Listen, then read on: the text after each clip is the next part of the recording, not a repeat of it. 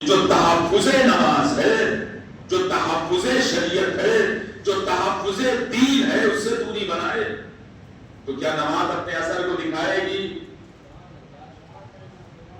نماز اپنے فوائد کو ظاہر کرے گی؟ نماز کا فائدہ ایسے شخص کو مل سکتا ہے؟ نہیں، کبھی نہیں مل سکتا۔ کہ نماز کا فائدہ اسی وقت ملے گا کہ جب ہم محسن نماز سے بھی جڑے رہیں، ذکر سید الشہداء سے بھی جڑے رہیں۔ اور مسلمانوں، تم کس غلط فکر میں ہو؟ اگر تم یہ سمجھتے ہو کہ مصلی پر ہم سکون لے سکتے ہیں تو ذرا سے وقت نکال کر کے فرش عزا پہ بھی آ کے بیٹھ جاؤ اور بیٹھ کر کے یہ تجربہ کر لو کہ وہ سکون اور وہ اطمینان ملتا ہے کہ نہیں ملتا۔ کیونکہ ذکر خدا کا مطلب فقط نماز نہیں ہے، اور فرمائیں ذکر خدا کا مطلب صرف تسبیح نہیں ہے، ذکر خدا کا مطلب صرف سبحان اللہ نہیں ہے، ذکر خدا کا مطلب استغفر اللہ نہیں ہے، بلکہ جیسے ذکر خدا کا مطلب نماز اور دوسرے اذکار ہیں، ویسے ذکر خدا یعنی ذکر اہل بیت، یعنی ذکر امام حسین، ذکر سید الشہداء۔ ایک صلوات پڑھتے ہیں۔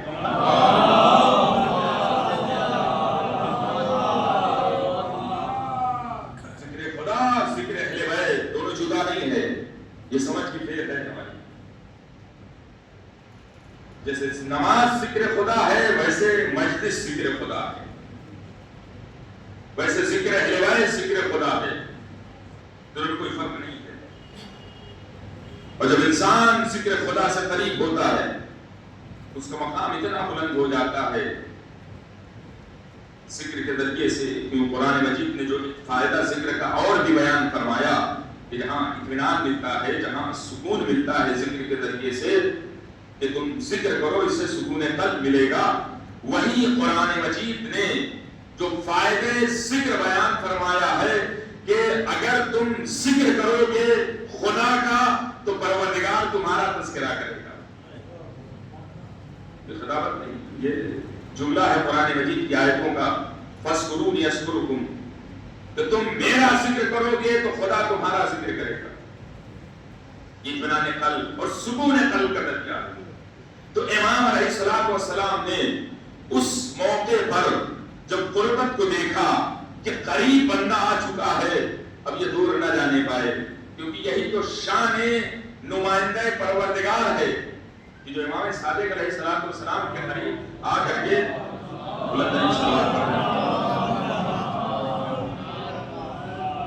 کرامات دکھا رہا تھا، دیوار کو سونے میں تبدیل کر رہا تھا، امام سے قریب ہوا، امام نے کہا وہ دور نہیں ہو سکتا۔ کیوں؟ کیونکہ جو نمائندے پروردگار ہیں ان کی شان قرآن مجید نے یہ بیان فرمائی ہے کہ حریص علیکم، یہ تمہارے لالچی ہیں۔ لالچی مطلب کیا؟ دولت چاہیے، شہرت چاہیے، جواہرات چاہیے، کہ بابا کہے اس کے لالچی ہیں کہ نہیں؟ لالچی یہ ہے کہ انسان صاحب ہدایت بن جائے، یہ ہے لالچ نمائندے پروردگار کو، کہ انسان کو صاحب نجات بنانا چاہیے۔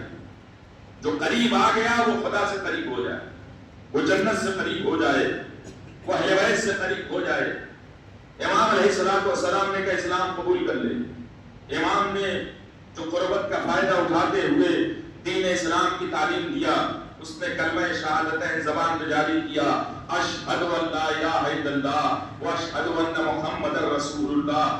جیسے ہی اس نے کلمہ شہادتین زبان پہ جاری کیا، امام علیہ السلام نے دوسرے رخ کو بھی ظاہر کر دیا، انسان تشنا نہ رہ جائے کسی بھی مرحلے پر۔ امام نے اپنی مٹھیوں کو بند کیا، کہا اب بتا میری مٹھی میں کیا ہے؟ بڑا ہی زور لگایا، آنکھوں کو بند کیا، کھولا، سروں کو حرکت دی، لیکن کچھ اس کی سمجھ میں نہیں آئی۔